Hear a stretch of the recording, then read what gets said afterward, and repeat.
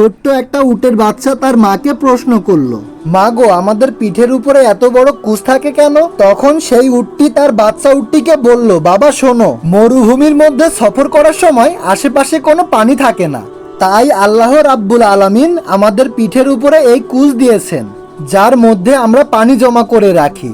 আর এই জমা করে রাখা পানি পান করে উত্তপ্ত মরুভূমির মধ্যে আমরা চলতে পারি। তখন সেই বাচ্চা উটটি তার মাকে আবার প্রশ্ন করলো, মা গো, আমাদের এত বড় বড় পা কেন? তখন সেই মা উটটি বলল, বাবা, আমাদেরকে মরুভূমির মধ্যে অনেক দূরে দূরে সফর করতে হয়, তাই আল্লাহ রাব্বুল আলামিন আমাদের বড় বড় পা দিয়েছেন। তখন বাচ্চা উটটি বলল, মা, আমি বুঝতে পেরেছি, এখন বলো আমাদের চোখের সামনে এত বড় বড় পাপড়ি কেন?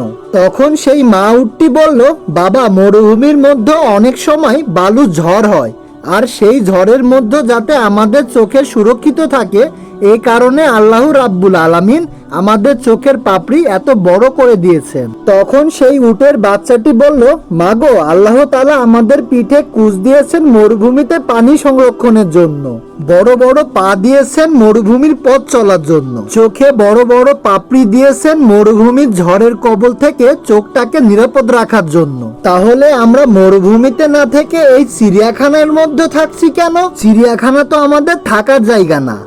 প্রিয় ভাই আমার, আপনার মধ্যে যতই গুণ থাকুক না কেন, আপনি যদি সঠিক জায়গায় না থাকেন, তাহলে আপনি কখনোই আপনার প্রাপ্য মর্যাদা পাবেন না। এমন আরো সব ভিডিও পেতে চ্যানেলটি সাবস্ক্রাইব করুন।